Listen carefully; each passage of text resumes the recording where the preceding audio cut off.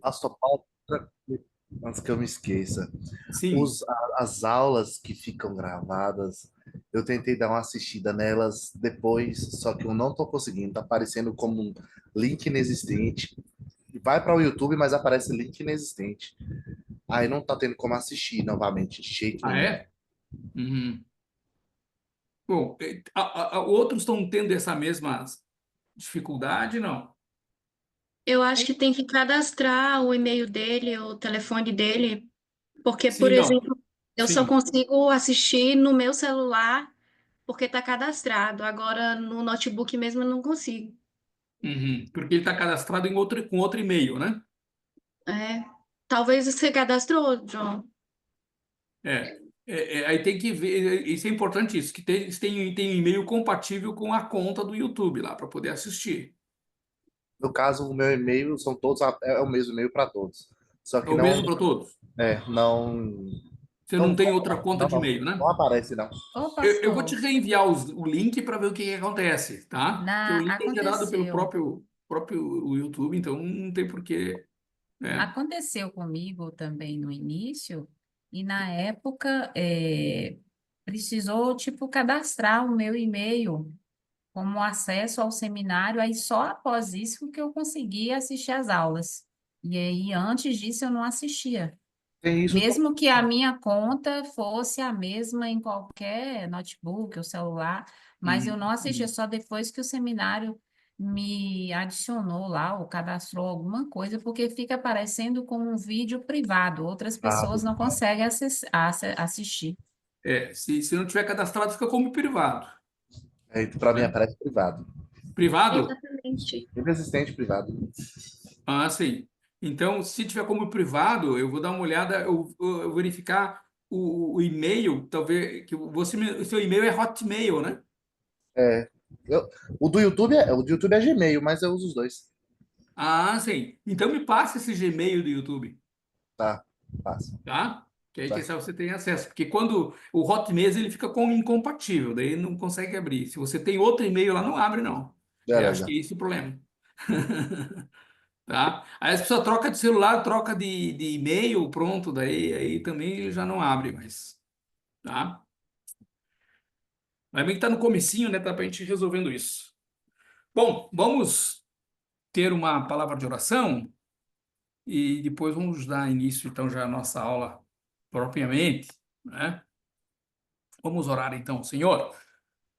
Deus e Pai, nós somos agradecidos a Ti pela oportunidade de mais um semestre para estudarmos a Tua palavra, Senhor, que a Tua palavra possa transformar nossas vidas. Esse também é um dos propósitos que temos, não queremos apenas o conhecimento, nós queremos ser tocados e transformados por Ti, Senhor. Queremos, dia após dia, sermos trabalhados pelo Senhor, a fim de que alcancemos o nosso alvo, que é chegar à Tua imagem, à Tua semelhança. É para isso, Senhor, que estamos aqui, Senhor, para isso temos aceitado, Senhor, o Teu propósito para a nossa vida, e nós te pedimos isto. Ajuda-nos nesse semestre.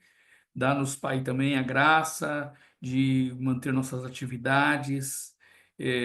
Temos muitas ocupações e tarefas, mas o Senhor pode nos ajudar a estabelecer prioridades corretas e fazendo com que possamos não só desfrutar do conhecimento, mas também crescer na nossa vida pessoal, no caráter, principalmente na comunhão contigo, Senhor.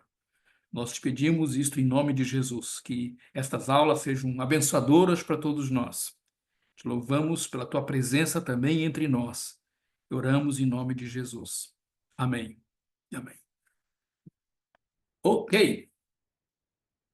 Bem, deixa eu compartilhar uns slides com vocês. Sim, eu gostaria só de ouvir, aproveitar, né? Tem gente nova na sala que eu não conheço, né? Que a gente talvez vocês não conheçam. Seria interessante a gente ter eh, conhecer todo mundo aqui, né?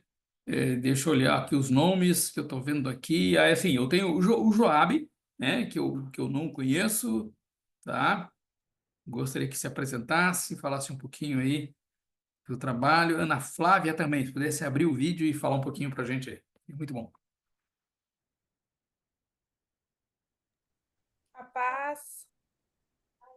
Tá conseguindo me ouvir? Então, estamos te ouvindo. Eu sou da nossa casa, já tem um tempo que eu estava querendo fazer o curso de teologia e apareceu para mim essa semana passada no patrocinado do Instagram.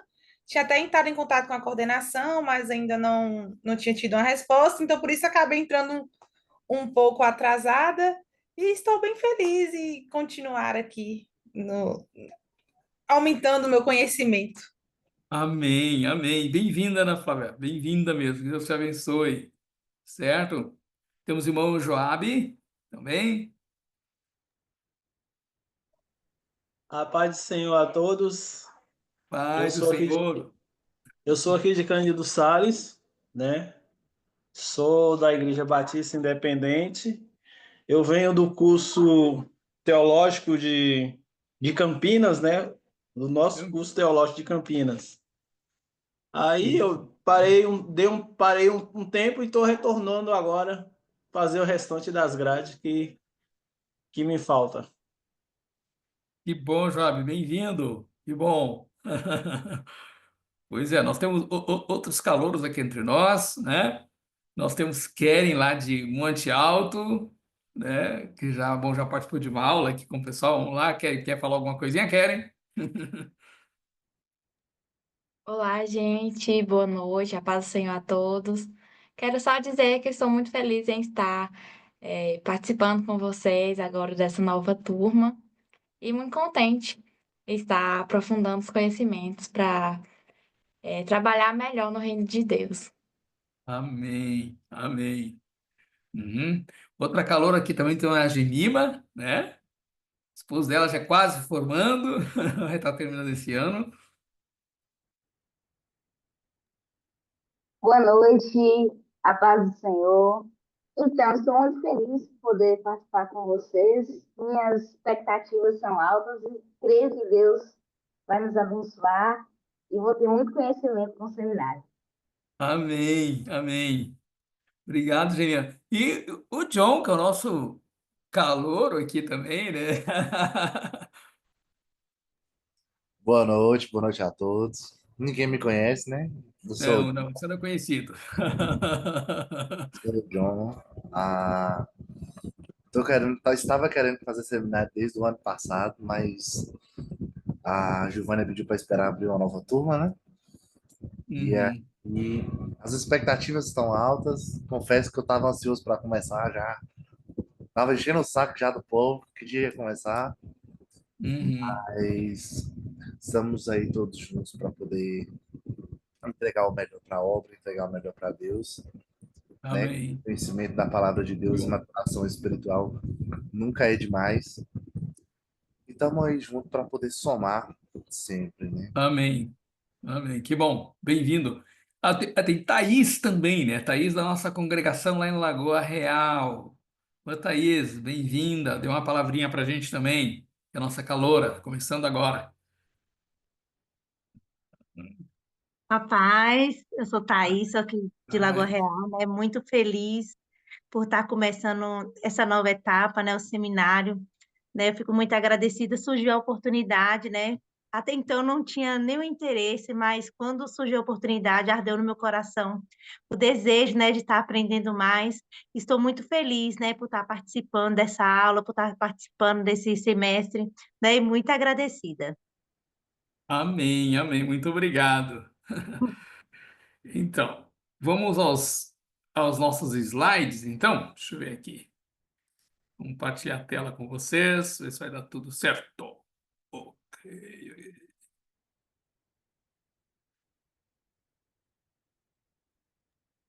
Ô, pastor, tá se atrasou um pouquinho, que ela tinha saído, tinha Thalita, ido né? pra rua, mas daqui a pouco ela tá entrando bem na aula, viu? Tudo bem, tudo bem. Já Ok. entrei. A Thalita já está aqui, já. Oh, que bom.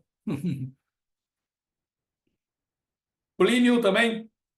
Eu vi que está entrando aí, bem-vindo de volta, né? Ele deu uma parada, está retornando para o nosso curso, isso é muito bom. Todos estão vendo a tela aí? Tá tudo ok? A imagem tá beleza? Tudo ok, pastor. Certo. Então, vocês estão vendo o enunciado da nossa disciplina, né? Que é a Introdução ao Novo Testamento 3, tá? contam 2 créditos, 32 horas aula no curso médio em teologia, tá? Essa é a nossa primeira aula. Lembrando vocês que no seminário de Campinas, tá? Conta com o Novo Testamento 2, tá? Nós subdividimos, tanto no Rio Grande do Sul quanto nós aqui em Guanambi, nós temos 1, 2, 3 e 4, tá? O outro seminário, acho que é Novo Testamento 1 e 2, que coloca 4 créditos ao invés de 2. Nós fracionamos para facilitar para a gente, tá? Porque o ano todo a gente vai estar estudando o Novo Testamento, tá? A partir da carta aos Efésios, que a gente vai estar vendo nessa unidade, tá? Bom, vamos já falar do conteúdo. Aqui o professor, aqui tem uma novidade, vocês, que o e-mail para vocês enviarem as atividades, tá bom? Então, anotem esse e-mail aí, atividades.novotestamento@gmail.com, tá? Para vocês poderem enviarem as atividades, como o resumo das aulas, enfim, as atividades que a gente vai apresentar. Que facilita, né? O meu e-mail está muito carregado com informações de convenção, de UMB, de igreja, então é muita informação e a gente acaba, às vezes, perdendo alguma coisa, tá? E o WhatsApp é problema porque às vezes a gente também, às vezes, acaba não fazendo backup e quando vai ver já não consegue baixar mais aquela atividade. Então, pode utilizar esse e-mail aí que agora vai ficar mais seguro para a gente, ok? Vamos lá. Bom, qual é o conteúdo da nossa disciplina, tá bom? Volta Nós no vamos... rapidão, por favor, pastor. Sim? Eu falei assim, o senhor pode voltar no e-mail, por favor, rapidinho? Vou voltar no e-mail, certo? Aqui, tá? Eu postei, acho que esse e-mail lá no grupo, senão eu vou estar postando novamente, tá? Postou lá, pastor. Tá postado lá no grupo. Tá lá no grupo, né? Obrigadão. Tá? Eu vou fixar por enquanto essa aqui, deixa eu ver, fixar, tá fixado aqui para vocês, certo? Vamos lá, Essa conteúdo. carta aos Efésios eu mandei no e-mail do senhor, mas qualquer coisa eu mando novamente pelo Tranquilo, tá? As mensagens que caíram no meu e-mail, que eu vi agora, eu já passei para esse novo e-mail para não já deixar selecionado, tá, para não se perder, tá? Eu acho que a sua deve estar lá também. Se está no meu e-mail, já foi para lá. Bom, Epístola aos Efésios, mas não é demais mandar novamente, né? Depois vamos estudar também a Epístola aos Filipenses, tá? A Carta aos Filipenses, Carta aos Colossenses, né? As cartas aos Tessalonicenses, a primeira e a segunda carta aos Tessalonicenses. Depois temos as cartas pastorais, que são as cartas a Timóteo, a primeira e a segunda, tá? A carta a Tito, né? E Filemão, que são consideradas as cartas pastorais, tá? Todas as cartas do apóstolo Paulo. Vocês estão lembrados que na unidade passada nós começamos falando da vida de Paulo e estudamos as cartas aos Romanos, e 1ª, 2ª Coríntios e Gálatas. E agora a gente está seguindo em frente no Novo Testamento. Ok? Então, esse é o conteúdo aí do Novo Testamento. Tá? Bom, as leituras, tá bom? Leituras. Vamos lá.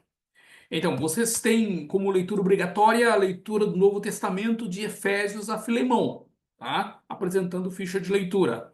Então, hoje essa semana, já postei para vocês a carta aos Efésios, vocês já estão lendo, se consideram, vão mandando para mim a ficha de leitura, certo?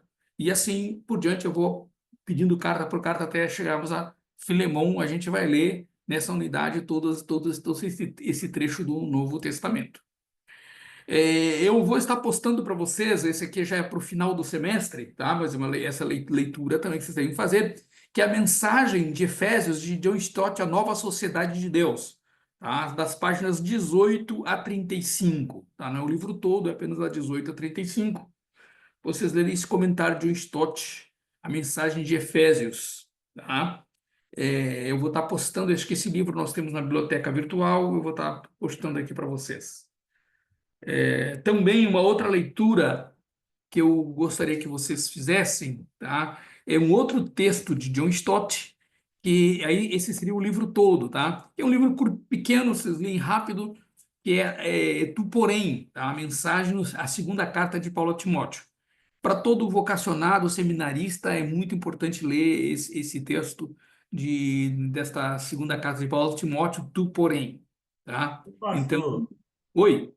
eu li ele agora recentemente. Eu vou ter que reler de Que bênção, glória a Deus, glória a Deus. eu vou precisar Porque ler de você novo faz, ou você faz, só faz o relatório de leitura agora, você não precisa, não tá precisa ler, ok? tá? Você só faz aquele relatório, quando começou, terminou, tá bom? Ótimo, que bênção, melhor ainda.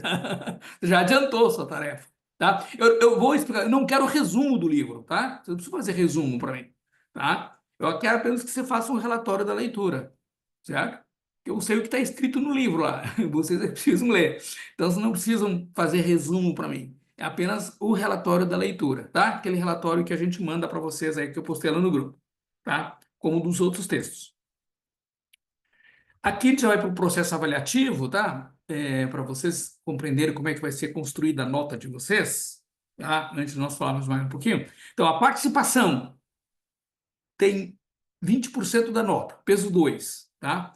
O que vai contar nessa participação é essa nova regrinha que a gente estabeleceu agora esse semestre, em conversa com os professores, tá? Que o Seminário do Sul já implantou, do Paraná também, e eu acredito que todos os nossos seminários vinculados à JET vão estar implantando esse sistema para aulas online ou EAD, que o aluno faça um resumo da aula, tá? 10 a 15 linhas, não muita coisa, apenas vocês agora só vão fazer as anotações, digitam isso aí e me manda para esse e-mail que a gente postou, tá? Porque daí esse é uma forma de eu controlar a presença. O dia que você não puder assistir a aula, vamos supor, no caso, você pode ficar tranquilo que você assistiu o vídeo, fez o resumo, mandou, tá contando a presença, tá certo? Isso para facilitar, porque nem sempre a aula online tem essa questão, né? Às vezes a gente tem um outro compromisso, aproveita que tem aula online, vai junto. Então, para você fixar o conteúdo, a gente está pedindo que você faça o resumo da aula anterior, tá? Então, essa aula de hoje,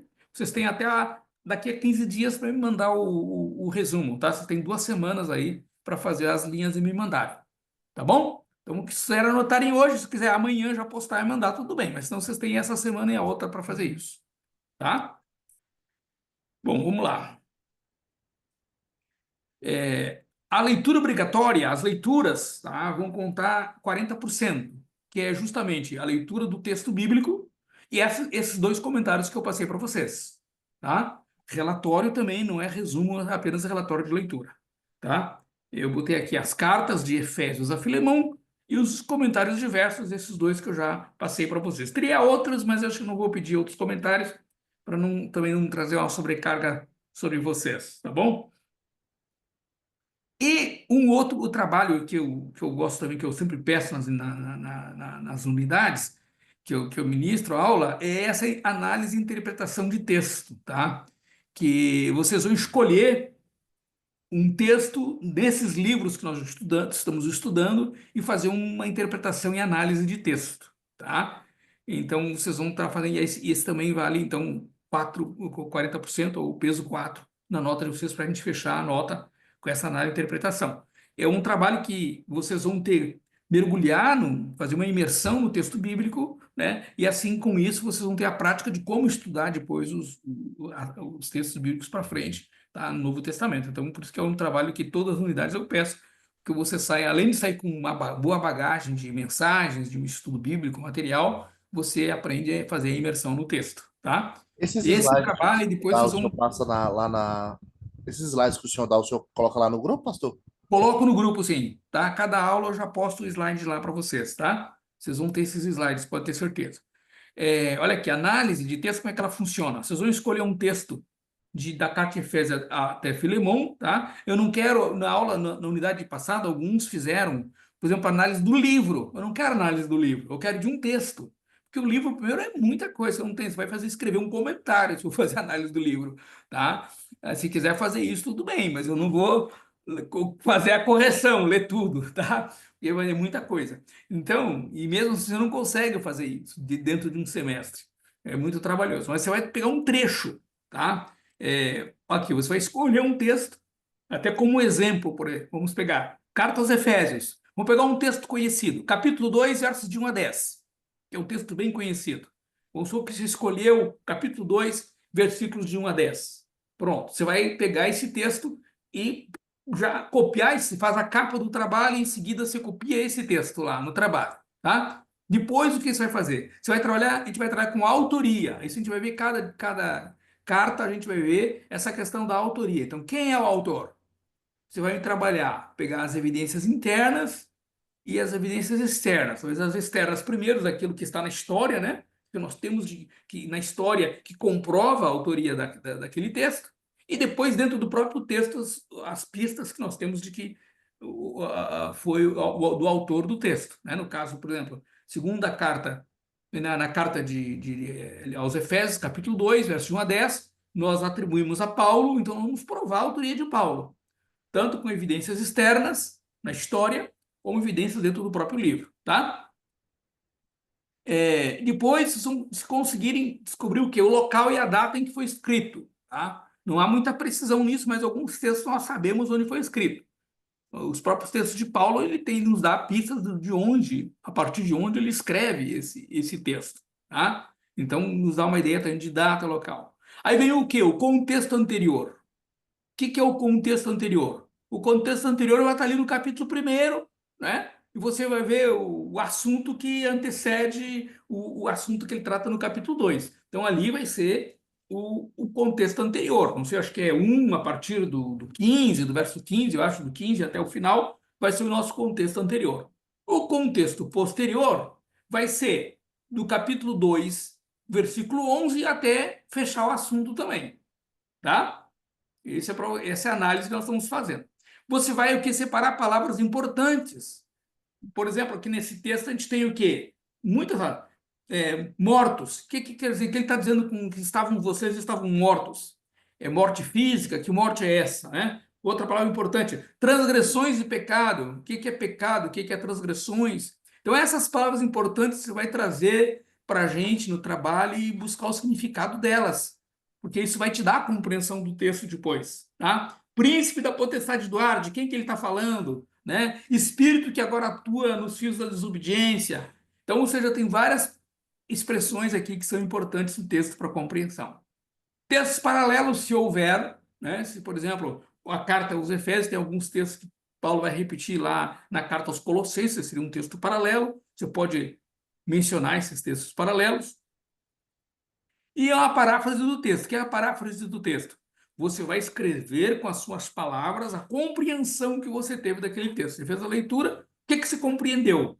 Você vai escrever com as suas palavras o que você entendeu dos versos de 1 a 10. Tá? Essa seria a paráfrase do texto. E aí, você já está em condições, depois de feito isso, ter tido já uma compreensão do texto, mergulhar no texto, de extrair uma mensagem do texto. Tá? Para aqueles que já fizeram homilética, é importante seguir as regras da homilética lá, né? Você, como você pode fazer, o método de estudo bíblico, você já tem as regras para como trabalhar, ou extrair uma mensagem que você aprendeu, que ali é a aplicação do texto na sua vida, tá bom? Dessa mensagem extraída, eu creio assim que você tem ali, né, às vezes, vertente para depois outros textos, artigo, mensagens, enfim, né? Eu sempre aproveitei meus trabalhos de seminário para pregar depois, né? E não uma vez só, fazia às vezes várias mensagens, né? E por último, as consultas que você fez, comentários, livros, internet, você vai postar para mim as referências bibliográficas. Tá compreendido aqui? Dei uma esmiuçada aí, alguns já ouviram, já sabem, agora estou repetindo para vocês poderem fazer um bom trabalho de análise de texto, tá? E hermenêutica são trabalhos com mais profundidade, esse mesmo esquema de trabalho aí, quem já fez já está sabendo, quem fez vai ser útil, então você já vai treinando para quando chegar lá, você não ter maiores dificuldades. Alguma dúvida? Então, embora lá. Nós começamos hoje, então, com a carta de Paulo aos Efésios, tá? E é o nosso ponto de partida, tá? Carta de Paulo aos Efésios. Pois bem, opa.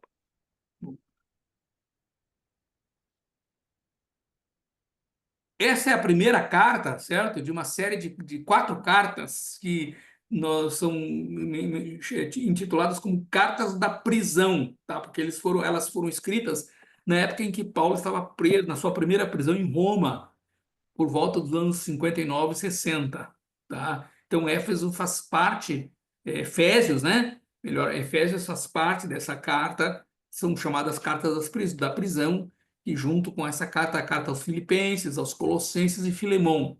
São todas as cartas escritas na mesma época, numa mesma ocasião na vida de Paulo, quando estava na sua primeira prisão em Roma, tá?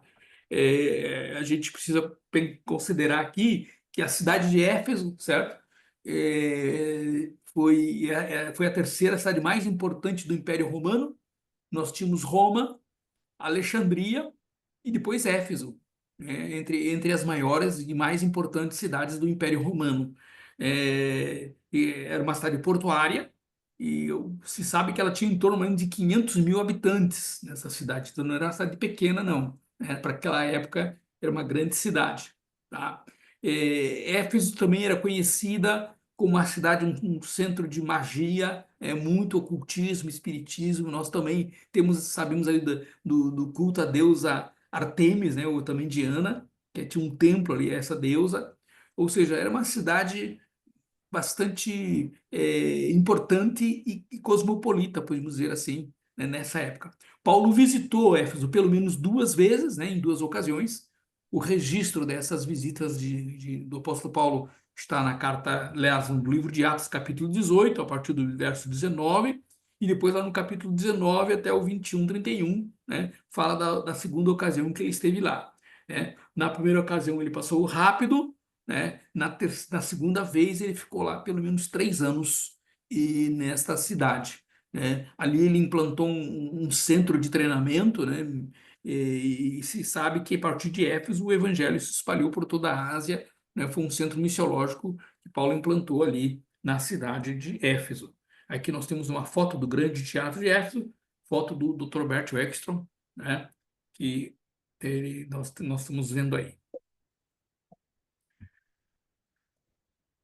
Bom, então aqui nós vamos trabalhar a autoria desta epístola, tá? Que nós atribuímos ao apóstolo Paulo. Então, quais seriam as evidências que nós temos de que Paulo foi o autor desta carta, tá? Ela foi citada por Clemente de Roma no final do 1º século, né? No início do 2º século, Inácio também, Policarpo, que fez parte do 1º século e 2º século, Hermes, né? E o Didaquê também, né? Ele atribuía esta carta ao apóstolo Paulo. Ou seja, não houve muito questionamento quanto à autoria de Paulo. Foi também atribuída por Tertuliano, já na metade do 2º século, para o 3º século. O Cânone Moratório também trouxe a carta aos Efésios como sendo do apóstolo Paulo, e Hipólito, né?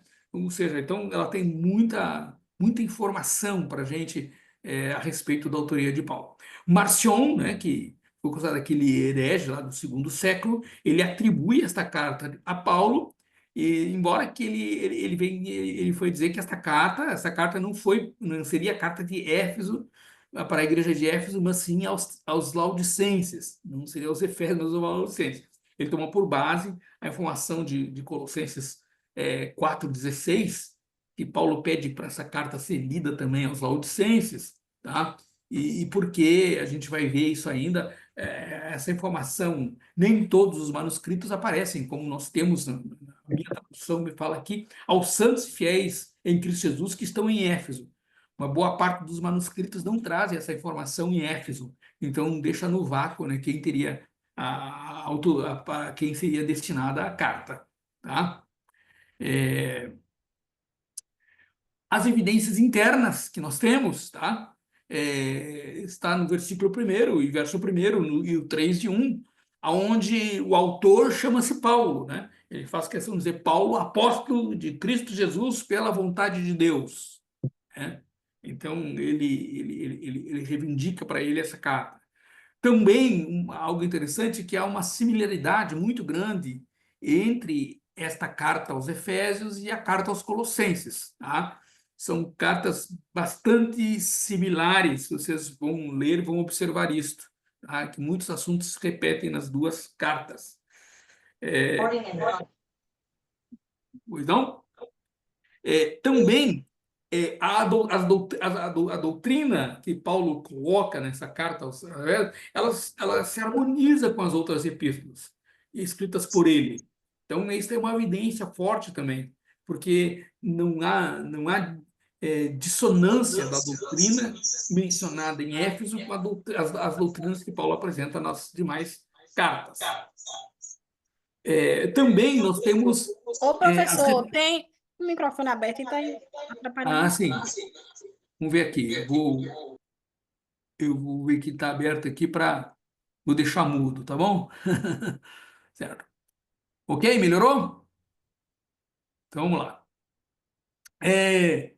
Bom, as referências históricas do livro, elas correspondem aos acontecimentos na vida de Paulo. Por exemplo, a prisão, que ele menciona em 3:1, né? Que ele fala, né? Alguém pode ler para nós? Efésios 3:1 e 6:20, por favor.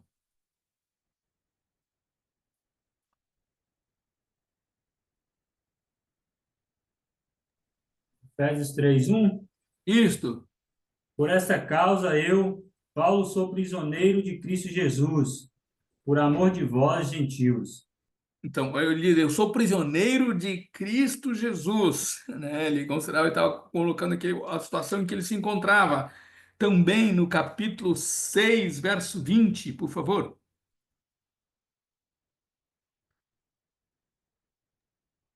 Pelo qual sou embaixador em cadeias, para que nele eu tenha coragem para falar como devo falar. Olha só, então ele se diz que ele é um embaixador em cadeias. Vamos comparar esses dois textos que lemos com Filipenses, capítulo 1, verso 7, por favor.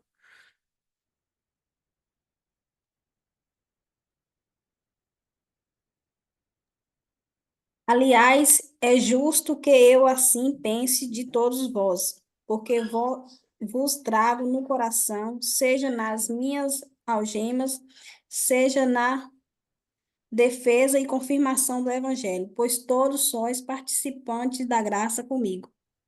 Olha só, então, comparando ele está em prisão, né? De acordo com o texto, certo? Também vejam só as pessoas que estão com ele, os seus companheiros. 6:21 com Colossenses 4:7. Vamos fazer essa comparação.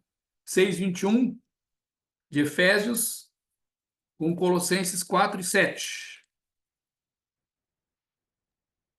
Tíquico, o irmão amado e fiel, servo do Senhor, lhes informará tudo para que vocês também saibam qual é a minha situação e o que estou fazendo. Uhum. Agora veja Colossenses 4:7. Tíquico, nosso querido irmão, trabalhador, fiel e companheiro no serviço do Senhor, levará a vocês todas as notícias minhas. Então vejam que é o mesmo companheiro, né? Ele menciona esse Tíquico tanto em Éfeso, na carta aos Efésios, quanto na carta aos Colossenses, né? Ele fala também de uma revelação divina, lá no capítulo 3, verso 3, comparado com Gálatas 1:12.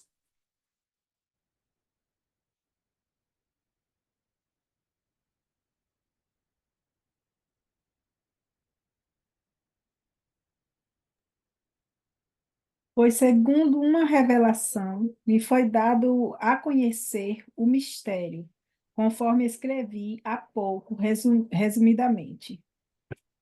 O que ele diz que foi dado a conhecer a ele, foi dada a revelação, né, de um mistério. E agora, veja o que ele fala em Gálatas 1:12. Gálatas 1:12. Porque não o recebi nem aprendi de homem algum, mas pela revelação de Cristo Jesus. Então, ele diz que Jesus revelou para ele esse mistério, né? Então, é interessante isso, tá? Então, você já está de acordo com o pensamento dele, né? Outra evidência que nós podemos ver é que a doutrina da carta, ela concorda com os grandes temas do apóstolo Paulo, né? Ela tem essa concordância com os temas apresentados por ele. Opa, deixa eu voltar aqui. Isso. né? É isso mesmo. Bom, os destinatários, tá? Então, esse que é a questão dos destinatários. Há uma ideia de que essa carta tenha sido uma carta circular, né? Por quê?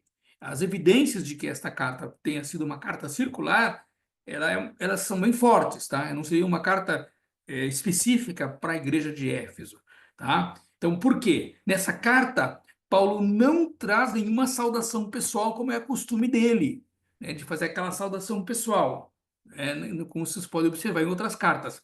Também ele não menciona amigos.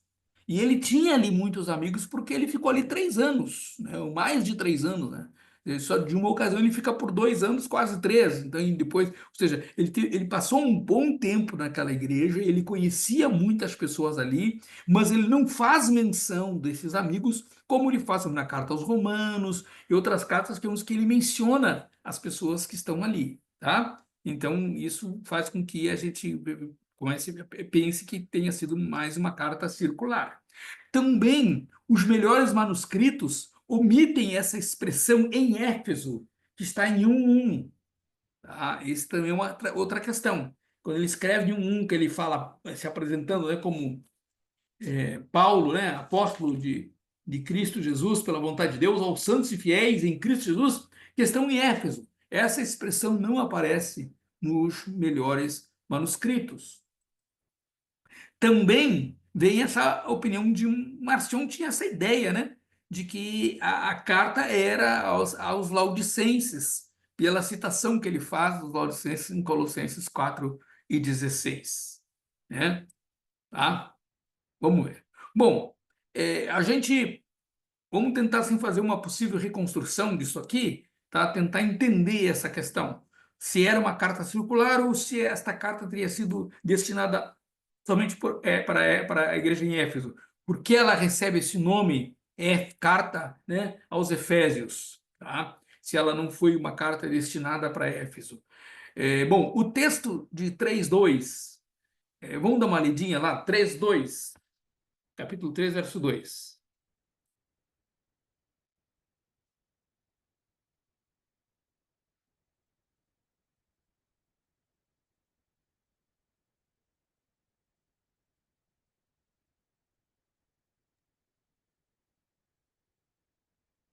Certamente Efésios. vocês ouviram falar da responsabilidade imposta a mim em favor de vocês pela graça de Deus. Olha aqui, e esse texto aqui, para a gente, tem sido um forte argumento de que Paulo não estava se dirigindo à igreja de Éfeso. Por quê? Os irmãos de Éfeso, eles não ouviram falar, eles conheciam ele. Não é alguém que ouvia falar a respeito dele, é alguém que o conhecia pessoalmente, tá? E aqui ele está falando de pessoas que ouviram falar a respeito da responsabilidade a ele imposta, né? Isso aqui faz com que a gente venha acreditar que tenha sido uma carta circular. Então, vamos continuar trabalhando nessa ideia. Bom, como apóstolo, ele não conhecia as igrejas de Colossos e Laodiceia. Tá? A gente sabe disso. Então, acredita-se que ele tenha enviado esta carta para que ela circulasse entre essas igrejas de Colossos e Laodiceia, como foi o caso de Apocalipse, por exemplo, né? Que Apocalipse foi um livro escrito, mas nós sabemos que ele circulou por toda a Ásia ali, né? Aquelas 7 igrejas que são mencionadas, esta carta circulou por essas igrejas. E acredita-se que esta carta aos Efésios tenha sido escrita e também ela foi lida e ela foi conhecida das igrejas de Colossos e Laodiceia. Então, partindo desse pressuposto, Tíquico, né, ele estaria visitando essas igrejas, tá, levando cópias dessa carta, tá, ou simplesmente lendo esta carta, né, para eles. Tá? Isso é bem interessante, a gente vai ver isso daqui um pouquinho melhor. Tá? Então, vejam só.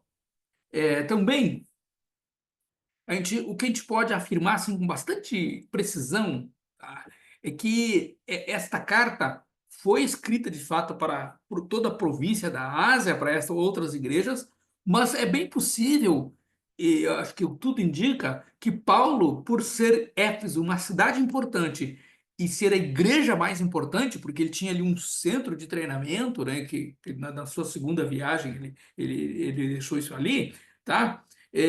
Possivelmente ele tenha feito uma cópia, e nessa cópia ele colocou esta frase, né, aos fiéis em Éfeso, tá? Ou seja, ele escreve para as igrejas da região, mas uma cópia que foi destinada para a igreja, por isso que toma por ser a igreja mais importante daquela região, tomou esse nome de Carta aos Efésios.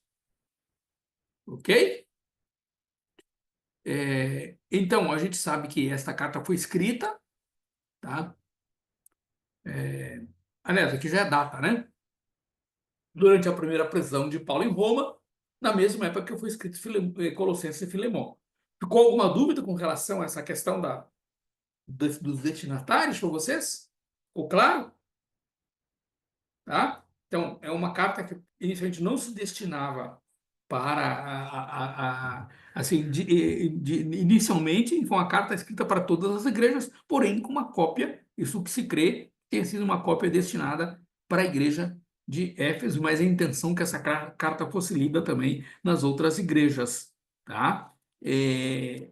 Vamos dar uma lida aqui em Colossenses, capítulo 4, tá?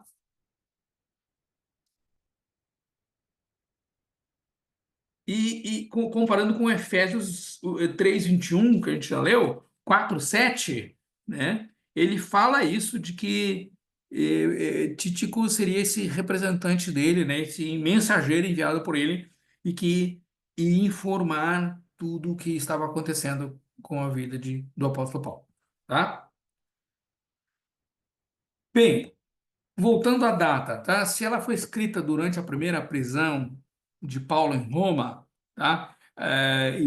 Tendo Títico como portador desta carta, tá? Como a gente já leu nesses textos aqui, tá?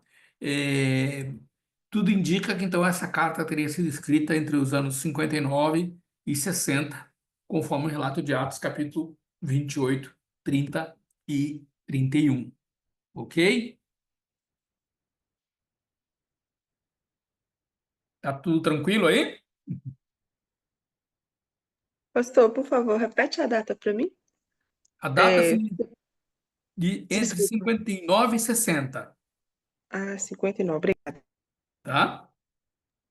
Ô, professor, Sim. eu queria fazer uma participação no seguinte, porque da última vez que eu estudei no Novo Testamento, no caso, a Novo Testamento, é, foi me dito que não somente a classe de Éfeso, né, ou aos Efésios, que teria sido também distribuída entre outras igrejas. Fazia assim como se fosse um rodízio, né? Com as cartas que Paulo escrevia, eles achavam as cartas interessantes, então eles passavam, e havia até cópias, né? Havia até cópias. O pessoal ia lendo e havia os escribas que lia, que ia escrevendo também para que essas cópias não se perdessem, tá? Segundo alguns estudiosos, né? Isso aí não é nada comprovado cientificamente. Mas os estudiosos, eles afirmam que a Sim. carta também é distribuída, né, em outros lugares Sim. para que Uhum. não se, como se diz, perder a carta, né? Aham. Sim, sim, Então, entendo. Não, as como se cartas, eu, naquela época a gente não tinha imprensa, não tinha isso, internet. Então, o sistema que se usava é isso. Os mensageiros tomavam essas cartas, elas iam sendo passadas de igreja para igreja. Era a forma isso. de se E comunicar. tem um detalhe também que escrever uma carta dessa também era um pouco caro para escrever. Primeiro que o cara Sendo tinha que ser bom escriba, né? exatamente. Além de ter E, um escriba, né? o material E, que para se escrever não era e barato.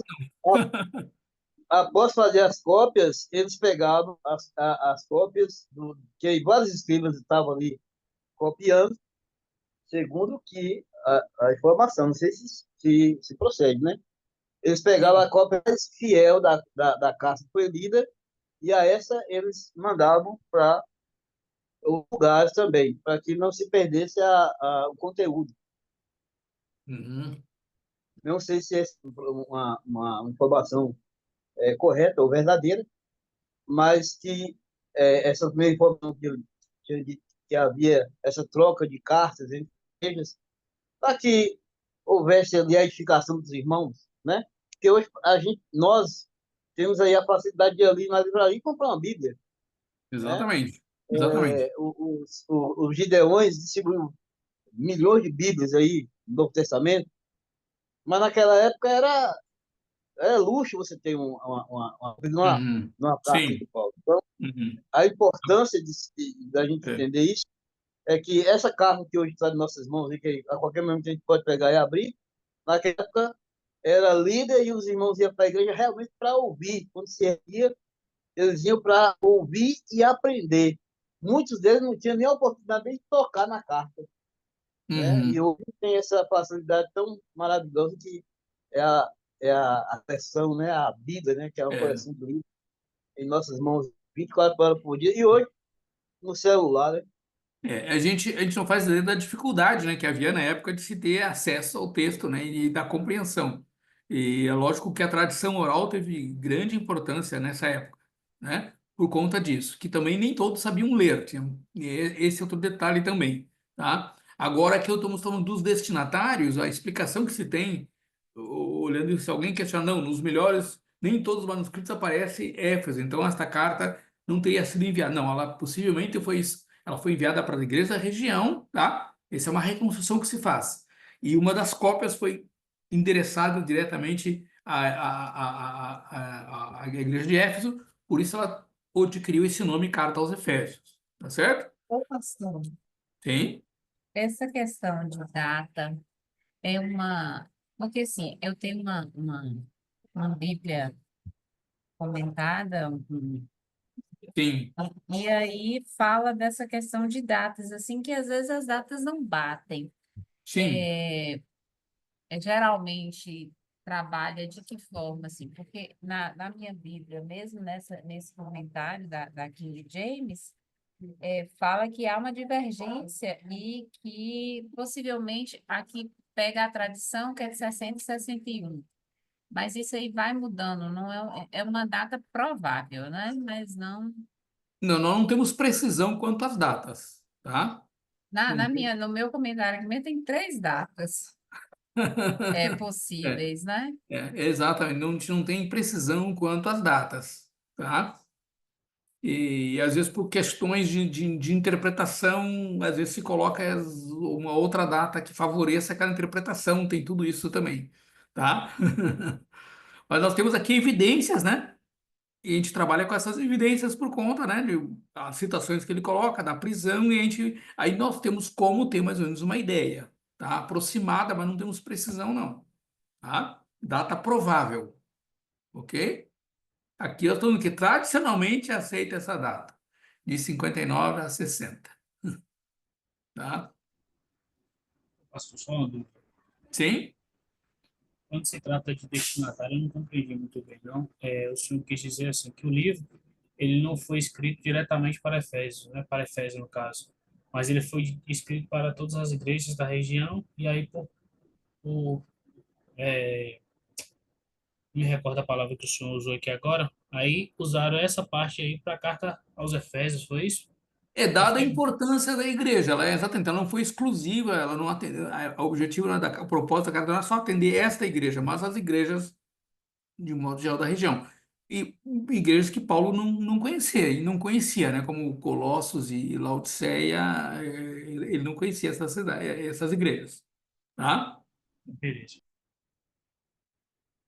Bom, o propósito da carta, vamos lá. Qual seria o propósito que a gente tem? Primeiro, então, a gente pode perceber que esta carta ela não tem como finalidade combater alguma falsa doutrina. Você que não trabalha com essa questão de falsas doutrinas, tá? Ela não tem essa finalidade, tá? O que a gente percebe que o apóstolo Paulo ele quer instruir os crentes, né, os cristãos, né, de origem gentílica, porque era uma igreja gentílica, sobre o plano de Deus para a redenção. Tá? Então ele quer mostrar o plano de Deus para a redenção para os gentios, tá? Também Paulo tem como ideia aqui informá-los desse alto privilégio de serem incluídos com os judeus no reino de Deus. Então, ele fala isso, né? Que Jesus ele quebrou essa inimizade que havia entre judeus e gentios e formou um único povo.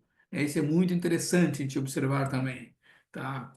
E ainda teríamos como propósito a ideia de que Paulo ele queria exortar os irmãos a viverem de forma digna do evangelho, né? O que ele fala da vocação, né? O capítulo 1, capítulo 4, e verso 1, quando ele diz: como prisioneiro no Senhor, rogo-lhes que vivam de maneira digna da vocação que receberam.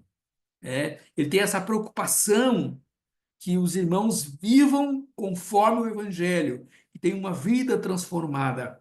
E essa expressão andar e viver, ela vai aparecer 5 vezes nesta carta. Ou seja, Paulo está preocupado com a prática, não só a questão doutrinária da fé, mas a prática da fé, como eles deveriam se portar, como os irmãos deveriam, né, se conduzir a partir do momento que tinham aceitado o Evangelho. Tá? Essa seria, então, o propósito dessa carta. Tá? Bom, bem, nós temos também características próprias desta carta. Pastor, Tá? Sim, pois não? dá só uma voltinha lá, por favor. Volto, tranquilo. Rapidinho. Tá?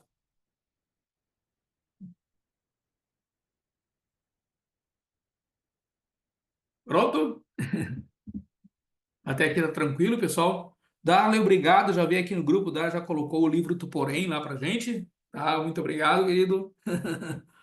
Vocês já podem começar lendo o livro, que é bem interessante, vocês vão gostar.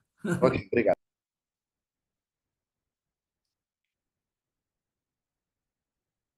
Bom, vamos às características. Qual o tema, então, né, do livro? Tá? Ele apresenta um tema geral e um tema específico também. Tá? No tema geral dessa carta, Paulo está falando do plano divino de salvação. Tá? Pode ser estudado desse aspecto também, né? Falando qual o plano divino para a salvação. É o que ele trata. Agora, no específico, ele vai falar o quê? Ele fala dessa unificação do povo judeu e do povo gentil em um só corpo chamado a igreja.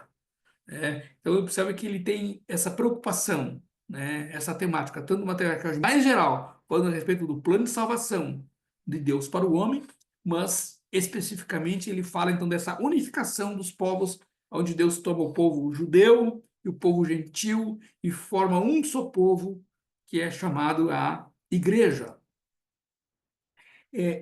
Também, uma outra característica dessa carta o doutor me chama de a catolicidade da epístola, ou seja, ele mostra a igreja como sendo uma igreja universal. É essa igreja universal que está em foco, né? Não é mais o povo judeu ou o povo gentil, mas uma igreja universal, uma igreja que abrange todos os povos.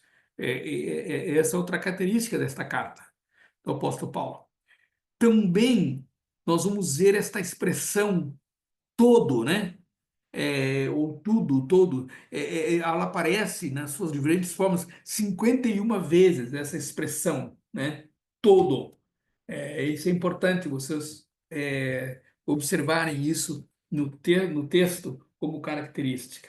Tá? Vamos lá. Também é interessante a gente observar as longas frases que o apóstolo Paulo tem nessa carta. Tá? Um exemplo aqui é o capítulo 3, versos de 1 a 14. Isso aqui é uma frase só. Tá? No texto que a gente, na tradução que a gente tem, aparecem várias frases, né? Mas se você o texto no texto é uma única frase, né? O capítulo 1, do 1 ao 14, ou seja, sendo este o texto mais longo do Novo Testamento. Tá? É uma característica desta carta. Tá?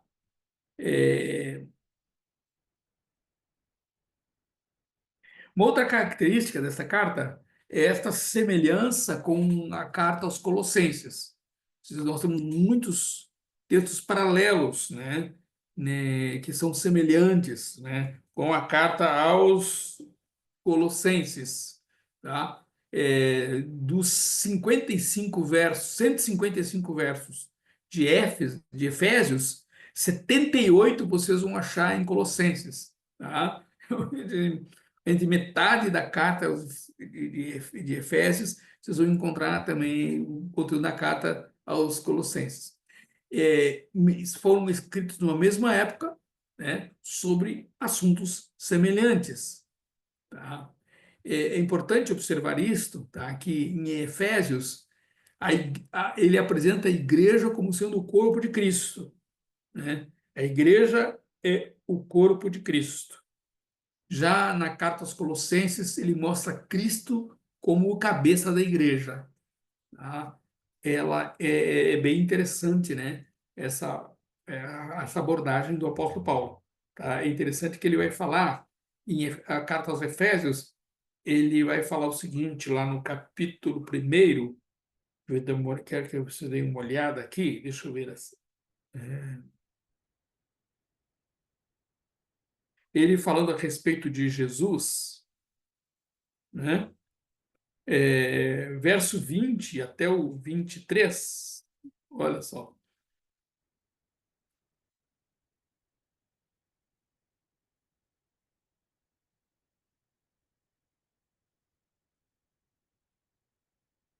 Alguém leia para a gente?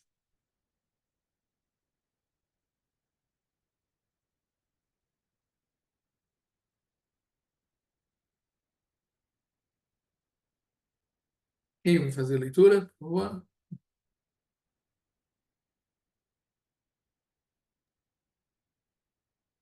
Repete o texto, professor, por gentileza. Efésios, capítulo 1, lá no verso 20, até o final do capítulo, verso 23. Ok. Ele exerceu esse poder em Cristo, ressuscitando-o dentre os mortos e fazendo-o sentar à sua direita, nas regiões celestiais, acima de todo principado, potestade, poder, domínio e de todo nome que se pode mencionar, não só no presente século, mas também no vindouro, e sujeitou todas as coisas debaixo dos pés de Cristo, e para ser o cabeça sobre todas as coisas, o deu à igreja, a qual é o seu corpo, a plenitude daquele que a tudo enche em todas as coisas. Olha só, vocês observem quantas vezes só nesse trechinho aparece essa expressão todas, Todo, nas suas formas, como ele usa muito essa expressão. Mas aqui ele está falando que a igreja é o corpo de Cristo. Deus exaltou a Jesus sobre todas as coisas, deu a ele todo o domínio, todo o poder, sobre todo o governo, sobre toda a autoridade, domínio e poder. E ele vai dizer aqui, Deus colocou também sobre todas as coisas, colocou tudo debaixo de seus pés, e designou como cabeça de todas as coisas, e o deu à igreja, que é o seu corpo, a plenitude daquele que enche todas as coisas. Já em Colossenses ele fala que Cristo é o cabeça da igreja. É interessante essa abordagem, tá? do apóstolo Paulo. Capítulo 1 de Colossenses, tá? Por favor. Vamos dar uma lidinha, versos 15, Colossenses 1, 15 até o 18. Pastor, deixa eu fazer uma pergunta antes do senhor ler. Sim. Quando o senhor fala aqui dos 155 versos de Efésios, 78 deles se encontram em Colossenses. São os mesmos versos ou a mesma ideia do verso que está lá? Deixa eu voltar aqui. Seria a ideia, Em alguns textos até você pode ver que eles quase se repetem, mas saber assim que aquilo que ele diz em Efésios, 55 versos são ditos em Efésios, então você vai encontrar lá mesmo a mesma assunto e tema em Colossenses, tá? Vocês vão ver que tem muitos textos paralelos aqui entre um e outro. Essa ideia paralela, ela se dá devido ao que estava acontecendo ali no momento, ou simplesmente pelo fato de Paulo estar tendo uma segunda prisão, talvez, e aí ele se remete a Efésios lá atrás, e aí na carta de Colossenses ele coloca aquela ideia novamente para embasar o que está sendo acontecido em Colossenses. Ele reforça, né? Eu acho que ele está reforçando, porque são cartas que são escritas numa mesma época. Tá? Ele não está escrevendo algo que ele já escreveu lá atrás, né? São da mesma época as duas cartas. Ele faz como um reforço ali para a igreja para os colossenses, né? Para a igreja em Colossos. Tá? Pastor, Sim? e é interessante que, por mais que tenha essa similaridade, né, desses 155 versos, ao mesmo tempo são díspares no sentido que Efésios o tema central é a eclesiologia e Colossenses, cristologia. Tem isso, exatamente. Bem, exatamente. Em Efésios, o centro, ele está falando da igreja, né? Como cabeça, como corpo de Cristo. E em Colossenses ele está trabalhando como Cristo como sendo o cabeça da igreja, né? E dá ênfase na cristologia. É interessante isso, com certeza. Apesar mesmo da similaridade, mas as ênfases são diferentes. É isso que a gente está mostrando para vocês aqui, né? Vamos dar uma lida então nesse texto de Colossenses, lá de 1, do, do 15, tá? Do 15 até Ele é a o imagem do Deus invisível, o primogênito sobre toda a criação, pois nele foram criadas todas as coisas nos céus e na terra, as visíveis e as invisíveis, sejam tronos, sejam soberanias, poderes ou autoridades. Todas as coisas foram criadas por ele e para ele. Ele é antes de todas as coisas e nele tudo subsiste. Ele é a cabeça do corpo, que é a igreja. É o princípio e o primogênito dentre os mortos, para que tudo tenha supremacia, pois foi do agrado de Deus que nele habitasse toda a plenitude, e por meio dele reconciliasse consigo todas as coisas, tanto as que estão na terra quanto as que estão nos céus, estabelecendo a paz pelo sangue derramado na cruz. Então vejam aqui, né, ele colocando, né, Jesus, né, o papel de Jesus como cabeça sobre a igreja, né? O que outra característica, tá, dessa carta aos Efésios é a ênfase nos relacionamentos dentro da igreja, né? Ele trabalha a relação pais e filhos, a relação em família, ele trouxe o comportamento do crente na sociedade, a relação patrão-empregado, né? Ou seja, ele trabalha com como os relacionamentos precisavam, entre os irmãos também, como as pessoas deviam se relacionar. Ele vai trabalhar, isso é uma característica também desta carta para nós, tá? E depois vai ver algumas coisas interessantes aí. E por fim nós chegamos, né, aos temas teológicos da carta, que são sempre profundos, né? Inicialmente, tá, o apóstolo Paulo ele vai trabalhar com a gente a problemática do ser humano, tá? Olha só o que ele vai dizer para a gente no capítulo 2 da carta, voltando agora à carta aos Efésios, no capítulo 2, vamos lá.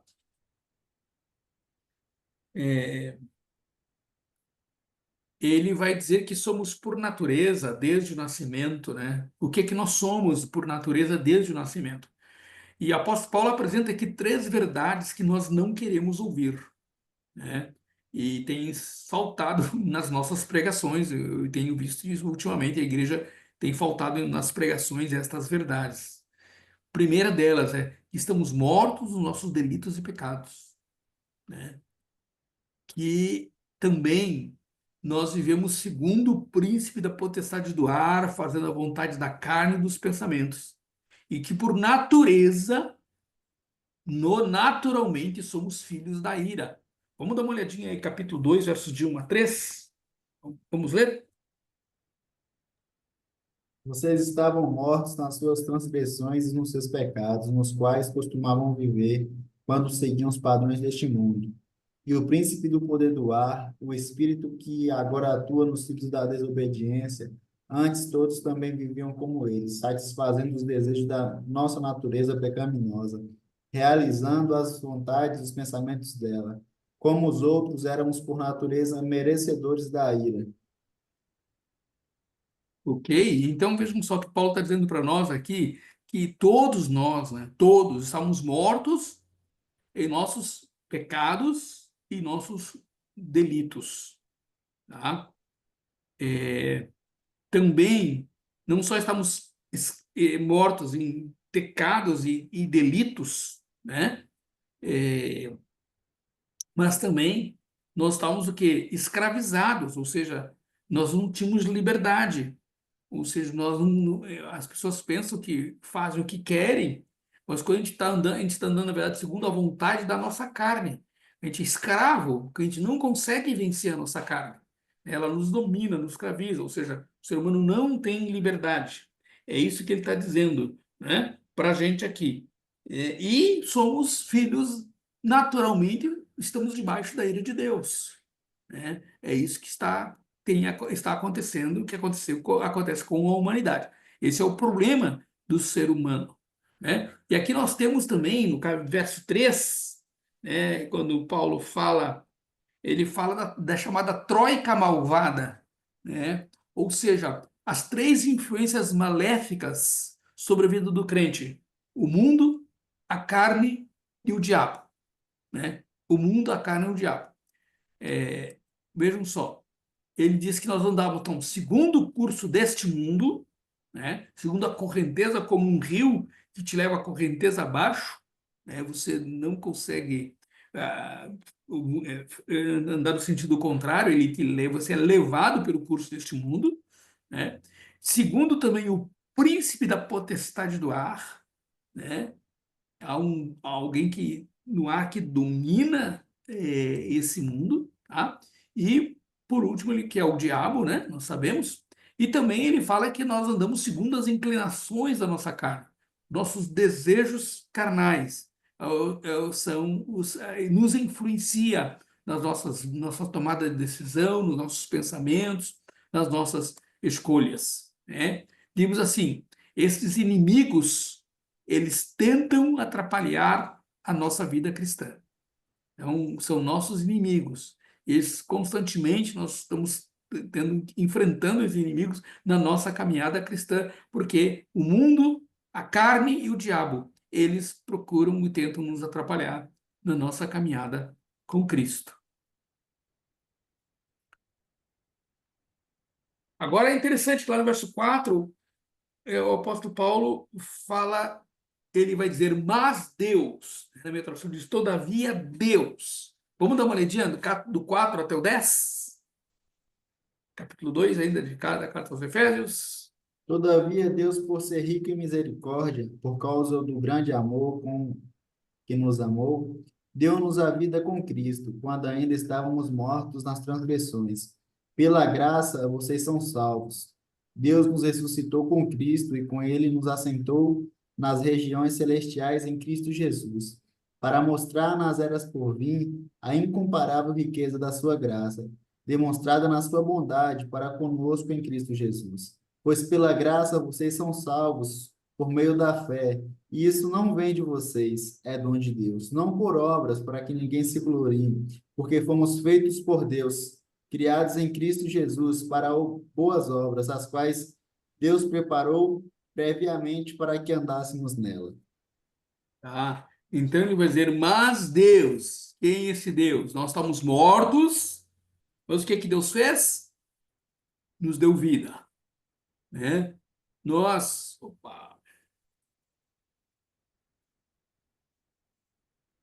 éramos alvo da ira de Deus, mas debaixo da sua ira ele nos amou, quando nós ainda estávamos sujeitos à ira de Deus, né? Por natureza éramos filhos da ira, mas ele nos amou ainda quando estávamos debaixo da ira de Deus. Éramos escravos, né? por conta dos nossos desejos, por conta do nosso pecado, mas Deus agora nos deu um lugar no céu. É isso que ele está dizendo aqui, né? Que Deus rico em misericórdia, com seu grande amor, que nos amou, nos deu vida com Cristo, quando ainda estávamos mortos, pela graça sois salvos. Porque Deus nos ressuscitou com Cristo e nos fez assentar nos lugares celestiais em Cristo. Tá? Isso é extraordinário, a obra de Deus, né? O que nós perdemos? Vamos ler versos do 11 ao 22.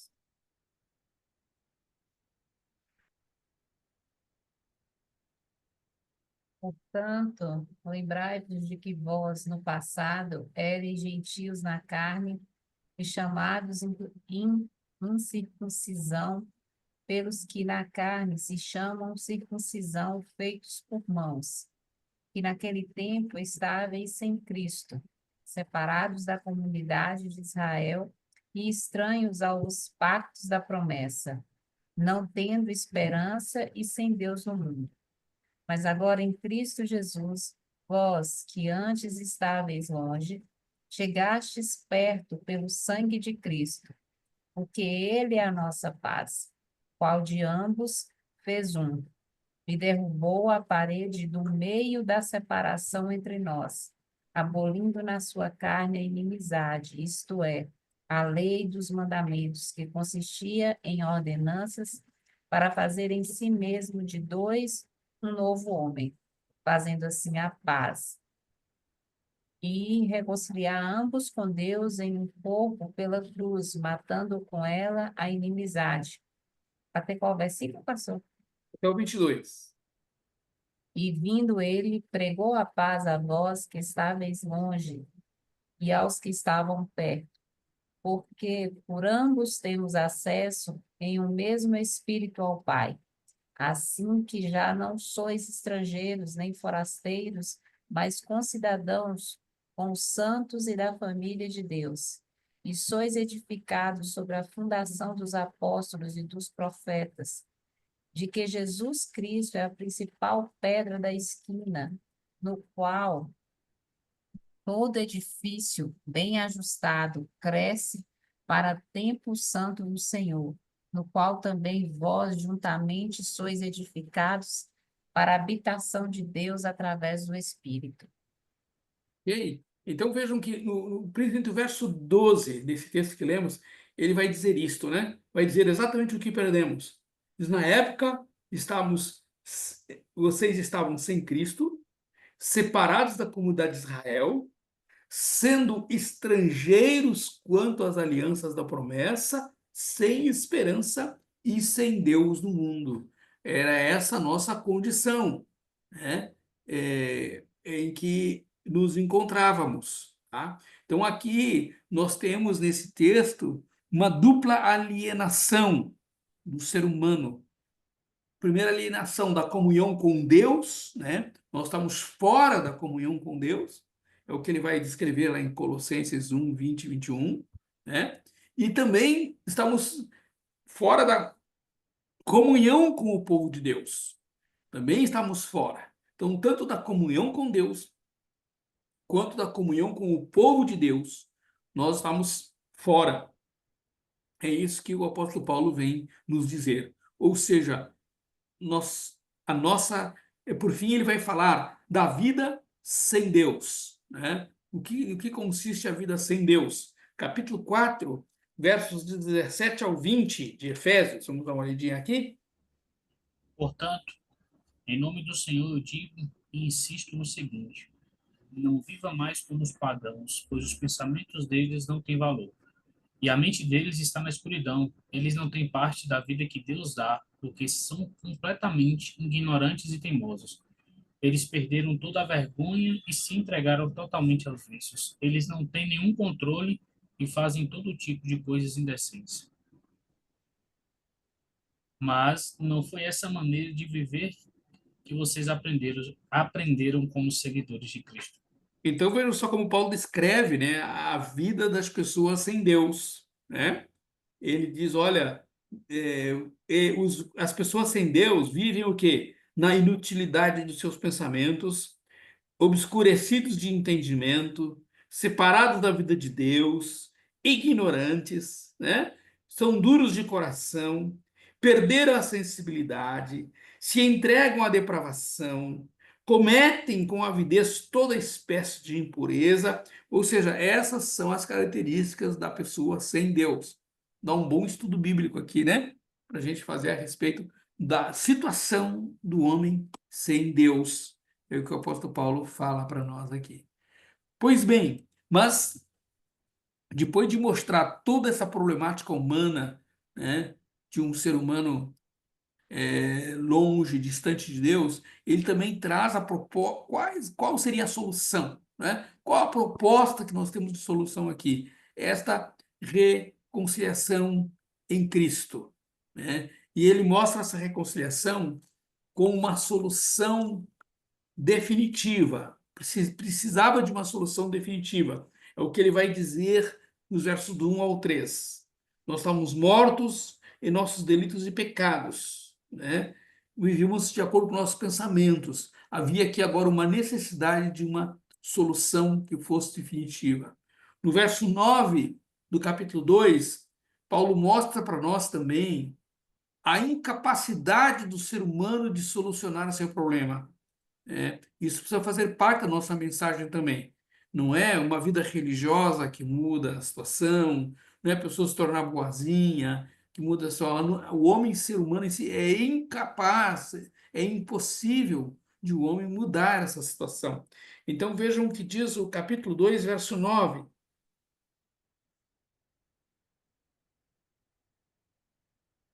Pode ler o 8 e o 9 também, tá? Pois pela graça de Deus vocês são salvos, por meio da fé. Isso não vem de vocês, mas é um presente dado por Deus. A salvação não é o resultado dos esforços de vocês, portanto, ninguém pode se orgulhar de tê-lo. Tá? Então, não é por esforço humano que a gente consegue resolver o problema, né? Porque o ser humano ele é incapaz de resolver essa situação. Agora, a iniciativa de Deus no processo da reconciliação através de Cristo, é isso que ele fala. Ou seja, como é que Deus trabalha esta questão da reconciliação? É o que ele vai trabalhar dos versos 4, 5, 6 e 7. Tá? Vamos dar uma olhadinha nesse texto novamente?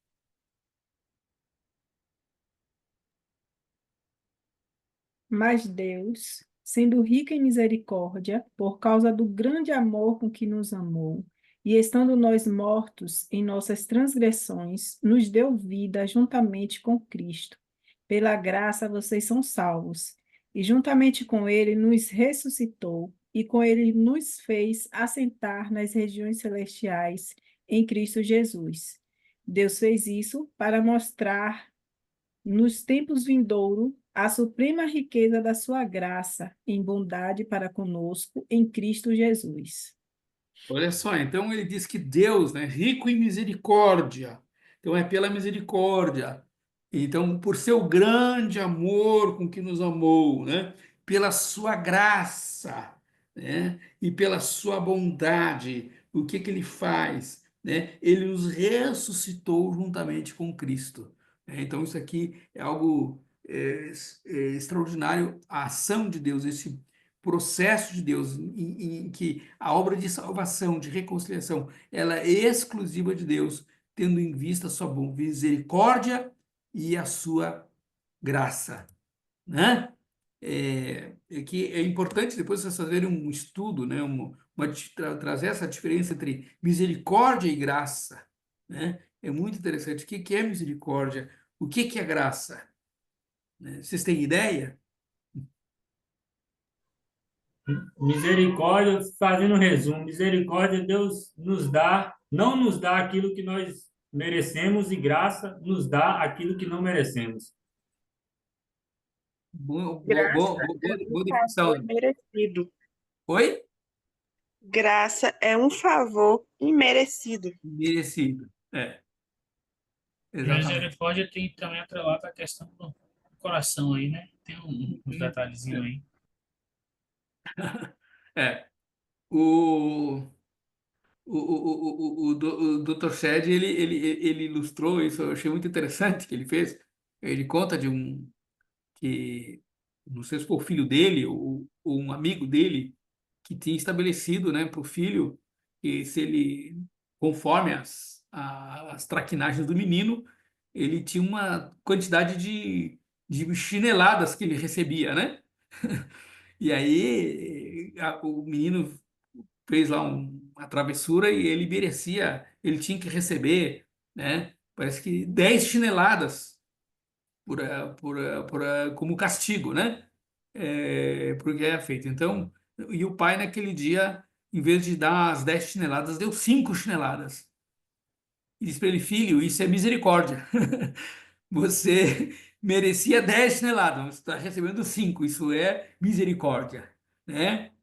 E a graça é não receber chinelada nenhuma, né? Porque ele merecia as 10 e ele, o pai não deu nenhuma, então ele não merecia, o que ele merecia era receber as chineladas, né? Não merecia o perdão. Então, para nós ficar, de fato, né, bem como o Dali colocou, essa diferença entre graça e misericórdia, que é muito interessante, como Deus, né, age em nosso favor.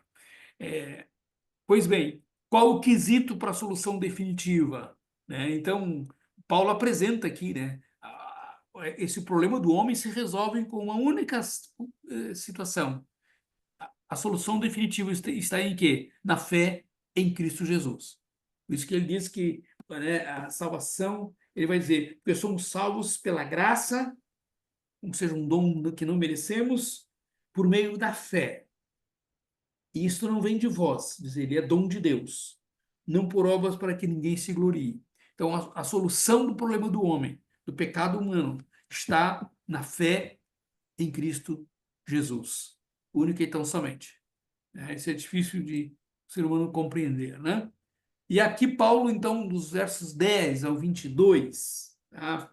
Que a gente inclusive já fez leitura do 10 ao 22, ele fala da suficiência e da eficácia desta solução de Cristo, né? Como ela foi suficiente, como ela é suficiente, tá? E a sua eficácia, porque agora ele resolve toda essa questão, né? Nós estávamos sem Cristo, estrangeiros, longe das promessas de Deus, sem esperança sem Deus, mas agora, o que Deus? Ambos foram, mediante o sacrifício de Jesus, tanto judeus como gentios foram ligados a Deus, aproximados a Deus, né? É que ele fala, pois ele é a nossa paz, verso 14, tá? O verso 13, né? Mas agora, verso 13, capítulo 2. Mas agora, em Cristo Jesus, vocês que antes estavam longe, foram aproximados mediante o sangue de Cristo. Pois ele é a nossa paz, o qual de ambos fez um e destruiu a barreira e o muro de inimizade, anulando em seu corpo a lei dos mandamentos expressas em ordenança. O objetivo dele era criar em si mesmo, dos dois, um novo homem, fazendo a paz, né? Então, o sacrifício de Jesus é mais que suficiente, porque agora ele resolve esse problema. Ele unifica. Agora não tem mais o judeu e o gentil, mas tem um único povo, o povo de Deus. Tá? Depois nós temos aqui... Pastor, Oi, pois não, pode falar. me surgiu uma dúvida aqui. O senhor pode definir assim as características dos povos judeus e os gentios? Judeus e gentios? Isso. Quem são os judeus? É isso que você quer saber? E quem são os gentios? Isso. Certo. Quem são os judeus? Os judeus são os descendentes de Abraão, né? Inicialmente hebreus, né? É o povo hebreu, descendente de Abraão, certo? O conhecido como povo. Depois, na época de Jesus, eram chamados judeus. Por quê? Porque teve, você já sabe, né? Houve aquela divisão do Reino do Norte e Reino do Sul, né? Então, o Reino do Norte foi levado cativo para a Síria e foram espalhados, ficou o Reino do Sul, que ficou a Judéia, ali a Jerusalém, a Judéia e Judá e Benjamim, né? As duas tribos, que passaram a se chamar judeus por conta que o território maior pertencia ao que é a Judéia, né? Então, por isso chamaram judeus, tá? Por conta dessa província chamada Judeia dos tempos de Jesus, tá? Mas é o mesmo povo hebreu e gentios os demais povos. Todas as nações que não eram descendentes de Abraão considerados gentios, né? Então, na época de Jesus, tinha judeus, que eram os descendentes de Abraão, e os gentios, que eram os demais povos, certo? Hein, pastor? Sim? Só para complementar, né? No caso, descendente de Abraão com Isaac, né? Que Ismael também não faz parte. Pois é. Os descendentes de Ismael, sim. Inclusive, Isaac, né? Os de Ismael são os árabes. Tá? inclusive um efeito de curiosidade é que se você for estudar a fundo a história judaica, a, em Deuteronômio, Deuteronômio, a Bíblia fala que para fazer essa divisão a público entre judeus e gentios, o judeu ele tinha que usar o tzitzi na orla das roupas, para o público, para que as pessoas soubessem que eles eram um povo separado, né? E aí só depois com a vinda de Jesus lá em Gálatas é que isso se tornamos um só. E eu achei isso muito interessante quando eu estava estudando sobre a questão dos costumes judaicos e aí o porquê de ter na orla dos vestidos, o que que era aquilo, né?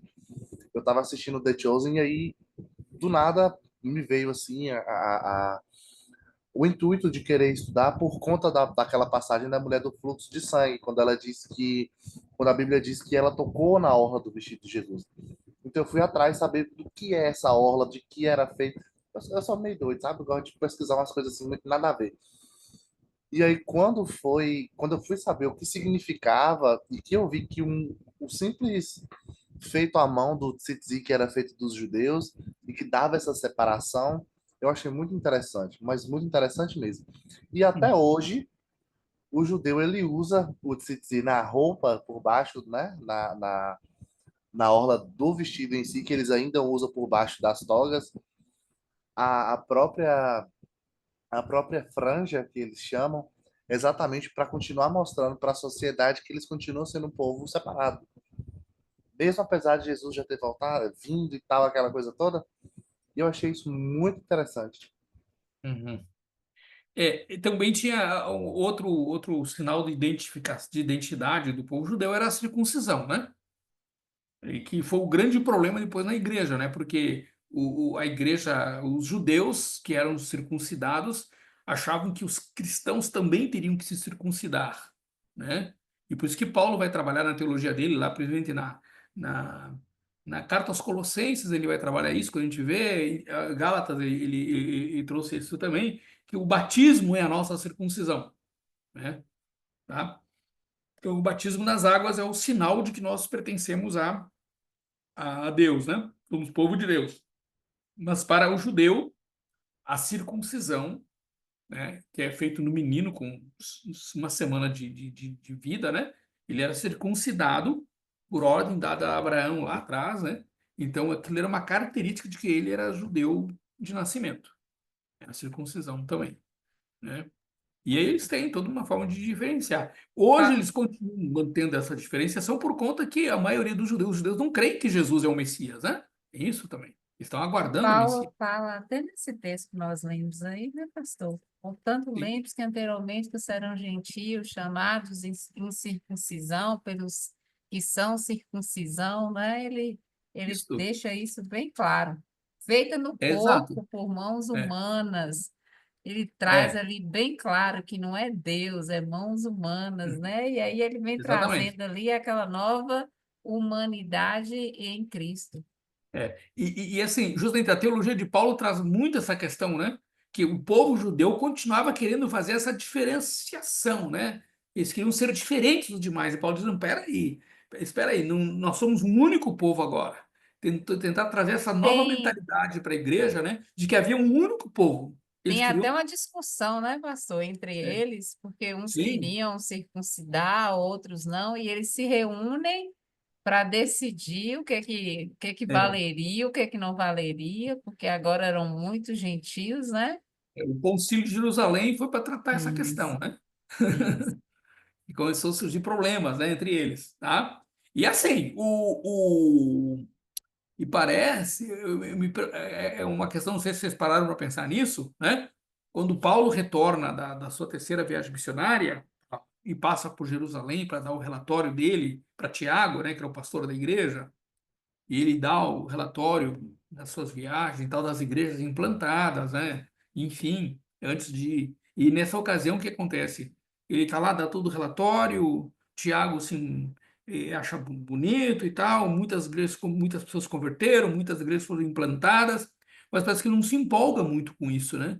Ele chega e diz para Paulo, ó, Paulo, só o seguinte, tem um pessoal aí dizendo que você está pregando contra a lei de Moisés, né? Tem um pessoal dizendo aí que você tá, né? E aí o que Tiago faz com Paulo? Olha, é o seguinte, você vai ter uma rapaziada aí que começou a cumprir o voto de Nazireu, eles, né, roeram a corda, ou seja, eles não conseguiram cumprir o voto, eles vão ter que, você vai lá, que na época era a lei dizia que se a pessoa falhasse com o voto, ele teria que pagar como fosse uma multa e fazer o voto novamente. Ele colocou Paulo para pagar essa multa pelos camaradas e Paulo vai lá e agora ele começa a cumprir. Nesse momento que está lá indo para o templo fazer as orações, cumprindo esse voto, é quando ele é preso e levado para Roma. Né? Ou seja, Tiago não defendeu Paulo, disse assim, ó, peraí, Paulo é um homem sério, ele está pregando o evangelho, ele é um mensageiro para os gentios e tal, não. Ele fez com que Paulo dissesse, ó, para você dizer para o povo aí que está dizendo que você está pregando contra Moisés, que você não é contra Moisés. Não sei se vocês percebem esse problema lá em Atos, no capítulo, no fim, ali, capítulo 26, por aí, né? Não, não, antes um pouco, capítulo 20, 22, por aí, eu não me lembro agora exatamente, mas que tem essa quando ele está retornando da sua viagem, né? Aí ele é preso e acaba em Roma, ele apela para César e vai para Roma, né? Enfim, mas claro, tudo tinha um propósito de Deus também. Mas é interessante isso que o pessoal não defende Paulo muito, não. Nem a própria liderança. Vamos lá? Vamos prosseguir na cristologia paulina aqui? Bom, a gente não vai... Deixa eu ver que oração agora. Opa! Vamos só trabalhar depois a gente vai deixar para terminar, falar da cristologia a próxima aula. Vamos ver aqui, o que Paulo diz a respeito de Jesus? É que ele é a segunda pessoa da Trindade, tá? Isso ele deixa bem claro, né? Lá no capítulo 1 e o verso 3, né? Ele mostra a Trindade ativa nessa questão, na solução do problema do pecado do homem, né? Olha o que ele fala aqui. Alguém leia para a gente? Efésios 1 e capítulo 3.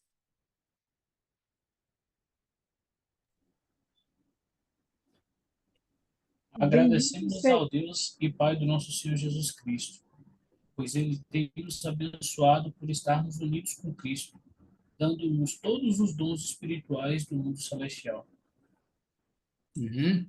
Então, o Paulo aqui ele inclui, né, a Trindade, porque ele fala assim: bendito seja o Deus e Pai de nosso Senhor Jesus Cristo, a segunda pessoa da Trindade, que nos abençoou com todas as bênçãos espirituais nas regiões celestiais em Cristo. Ou seja, aqui nós temos a participação do Deus Pai, de Jesus, né, o Filho, e do Espírito Santo, que é o portador das bênçãos, de quem deriva essas bênçãos espirituais, né? Então, aqui nós vemos a Trindade ativa nessa questão da redenção, mas sem perder que Jesus Cristo é Deus e ele tem o papel central nesse resgate da humanidade, né? Então, o centro da teologia paulina é isso. Jesus, tem esse papel central no resgate da humanidade. A obra redentora da humanidade é de Jesus. Jesus é a pessoa principal, mesmo que ele veja a participação de toda a Trindade neste processo, né, da nossa redenção. Então, isso aqui é muito interessante, vocês perceberem essa participação de Deus, né, na sua totalidade para a redenção do homem. Que Paulo traz aqui nesse verso.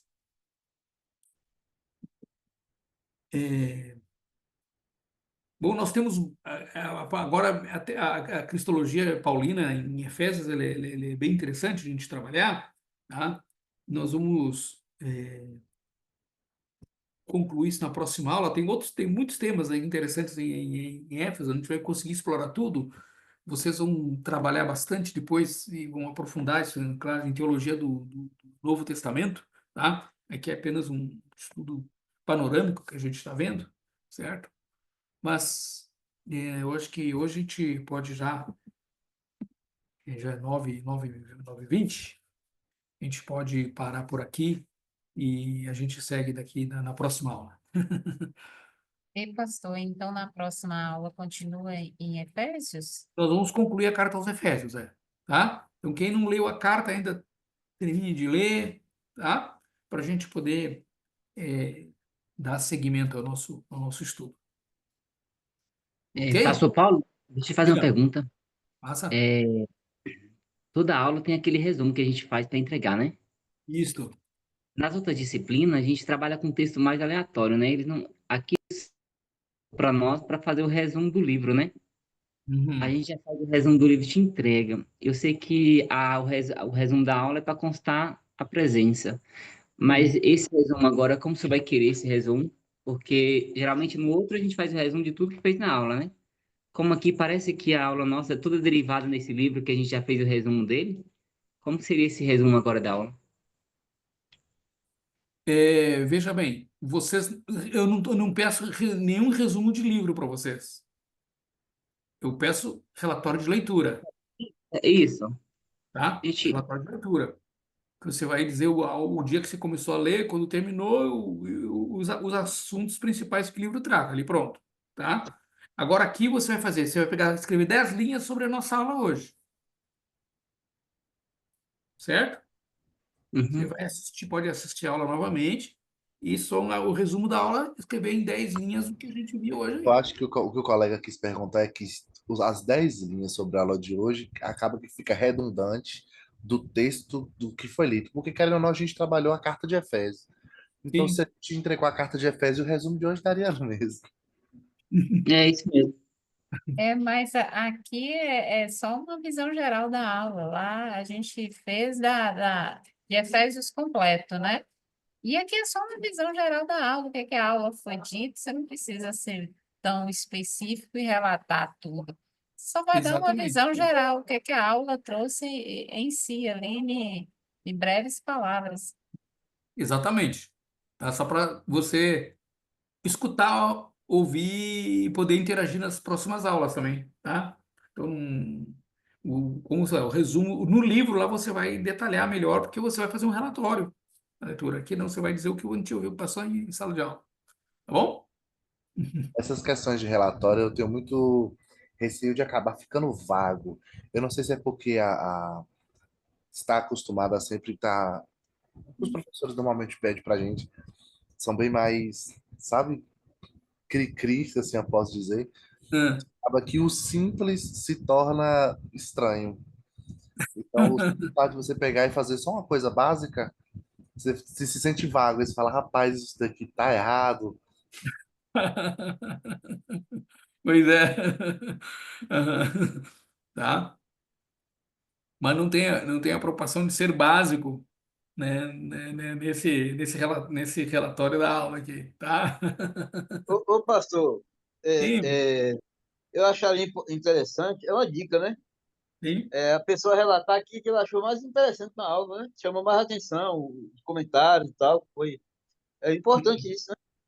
Então, você vai, exatamente, o relatório você vai, aquilo que te chamou a atenção, é evidente. Não vai Não ter, é o livro em si que a gente leu, já está não fazendo vou já o comparar resto um com o outro, não para ver dos que todo capítulos. mundo é a mesma coisa, né? É só te chamar a atenção na aula, aquilo que foi mais incisivo, que mais alguma novidade que a gente aprendeu na aula. É importante isso aí. Com certeza, com certeza. Eu vou tentar detectar isso. Na hora que estiver lendo aí os relatórios de vocês, tá bom? E também, no que se trata de texto bíblico, repetir não é problema, não. Né? É. Repetindo, a gente aprende, né? Pois é. Quanto mais repete, mais se aprende. Tá? Mais fixa. Com certeza. Mais alguma dúvida?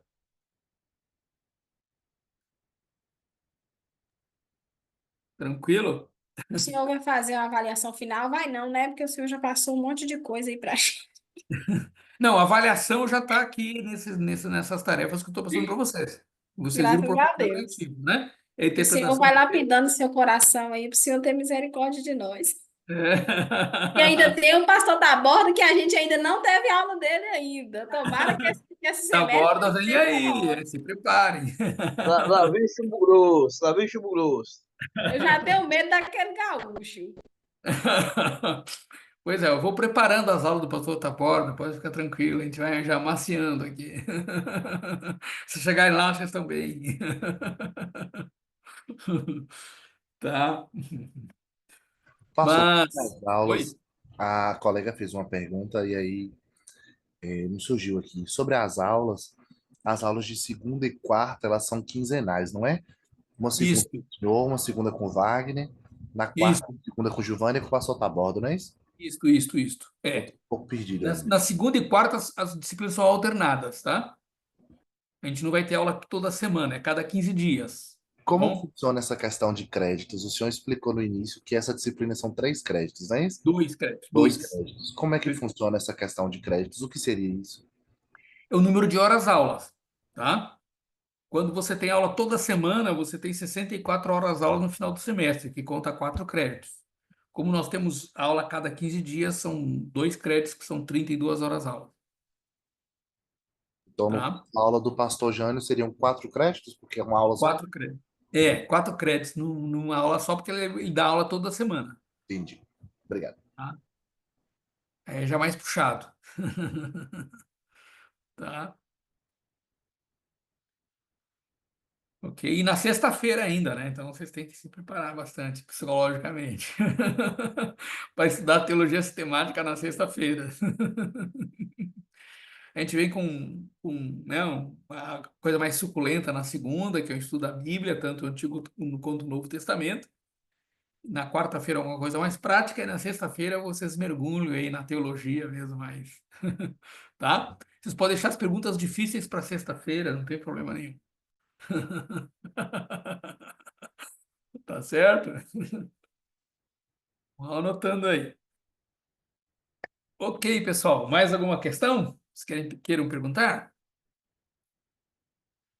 Não, nós vamos orar, Eu encerrar tenho nossa uma aula. pergunta, mas eu acho Ok? que é uma pergunta um pouco burra. Me Diga. perdoe. Mas, por exemplo, Isso. eu ainda não consegui entender o seguinte. Não sei se é por ser algo muito novo. Quando a gente fica no banco é uma coisa totalmente diferente do que quando a gente vem para cá. E aí a questão de, por exemplo, quando o senhor fala que as cartas elas foram escritas numa mesma época. Essas cartas elas seriam naquela mesma pegada das cartas que foram feitas para 7 igrejas, por exemplo. Ela foi escrita, endereçada e enviada, só que no período em que Paulo estava preso. É isso, não é? Sim. Aham. Então, entendi. Tá? Essas cartas aqui como Efésios, né? E Colossenses, foi escrito na mesma época, quando ele estava na primeira prisão de Roma. Tá? Aí ele escreveu essa carta e endereçou através de Tíquico, né? Que foi o mensageiro. Porque naquela época as cartas também sempre não tinha correio, né? Era através de mensageiro que elas chegavam num destinatário, né? E você é que o bom é como vocês estão pegando meio barco andando, né? Se eu tivesse o Novo Testamento 1 a gente trabalha essas questões, né? No 1, no 2, quando no 2 a gente trabalhou a vida de Paulo, então como é que a estrutura das cartas dele, como funciona a questão literária, né? Isso é importante para a gente entender, mas aí ficaria mais fácil. Mas ele tinha lá a questão do amanuense, né? Ele mesmo, ele não escrevia, ele ditava, né? Agora Paulo tinha esse hábito que toda carta ele escrevia alguma coisa com o próprio punho para demonstrar a autenticidade da carta. Então ele dita a carta, alguém escreve por ele, mas sempre no final ele faz de próprio punho. A parte das saudações e tal, para manter a autenticidade. Essa é uma característica das cartas do apóstolo Paulo. Tá? Mas sempre tinha a figura do amanuense, né? Silas é um deles, né? O Silvano também, né? Era alguém que escrevia para ele. Lucas, né? Também escrevia e sempre tinha algum escriba, alguém que fazia essa parte do texto, manuscrito. Né? Porque não tinha computador, não tinha máquina de escrever, né? Na época era tudo feito à mão, então alguém escrevia o texto para ele e ele fazia o final com o próprio punho. Alguns vão até dizer, né, pastor, que Como? alguns vão até argumentar aí que talvez ele tinha um problema, até estava sofrendo problema de visão. Assim, questão que até em uma das cartas ele escreve assim: veja com grandes letras eu vos escrevo, né? Alguns vão dizer que ele estava sofrendo algum problema de visão, aí tem essa possibilidade também. Tem esse comentário aí, né? Muito intelectual, ele mesmo poderia escrever, né? Tá? Mas como era trabalhoso escrever, né? Muito trabalho. Então, geralmente tinha alguém que fazia esse processo, né? De fazer a escrita, né? E é aquela questão também, né? Eles tinham que ter precisão, né? No que escrevia. Então, tinha que ser alguém especialista para isso, porque não tinha como. Hoje você errou, você vai lá no Ctrl+C, Ctrl+V e resolve. Não tinha borracha, corretivo, não Exatamente. tinha notebook para apagar. Exato, não tinha corretivo, não tinha borracha, escrevia, né, nos pergaminhos, então o negócio era que era couro de animal, então o negócio era e caro, né, bastante caro, então tinha que ser um negócio com perfeição. Então era um especialista que fazia isso, né, chamado amanuense. Tá? Mas isso é interessante, né, a gente vê isso no Novo Testamento 1, a gente trabalha essas questões aí, bem interessante. Mas você vai chegar lá, ano que vem. Mas não é pergunta burra, não, John. Não é. Não, São perguntas existe pergunta necessárias. burra, não existe, né? Não existe, não. É Não, a gente pergunta para e necessária. pensa.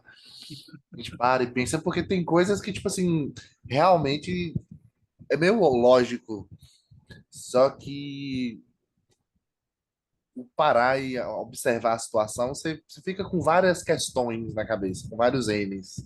Se é algo muito novo, né? Novo que eu digo, porque a vida cristã anda com a gente desde que a gente tá aí.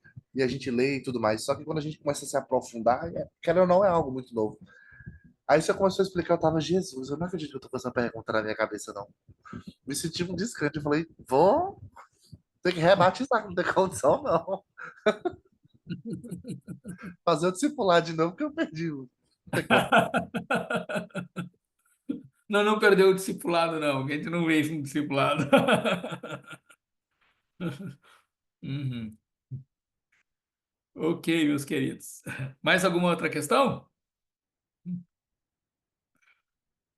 É bom a gente, né, parar e pensar sobre isso.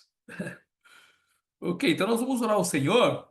Aí eu vou pedir para Darley fazer essa oração com a gente. Amém?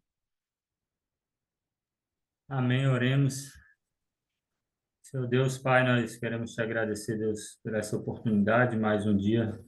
Estamos aqui iniciando a semana, Deus, aprendendo mais da tua palavra. Que o Senhor abençoe a vida de cada um dos meus colegas, Deus, a vida de cada professor. Obrigado pela aula de hoje, Pai. E em nome de Jesus, que o Senhor nos dê uma noite abençoada. Nós oramos e te agradecemos, Pai. Amém. Amém. Amém. Muito obrigado, Darley. Que Deus abençoe vocês. Né? Ok? Tenham uma boa semana, uma boa noite. E até daqui a 15 dias estamos de volta, em nome de Jesus. Amém. Boa noite a Boa todos. Uma noite, ótima semana. Boa noite, que Deus abençoe. Pode acender a luz agora. Paz do Senhor a todos. Pessoal, boa noite. Uma ótima noite a todos os irmãos. Pessoal, boa noite. Deus abençoe a todos.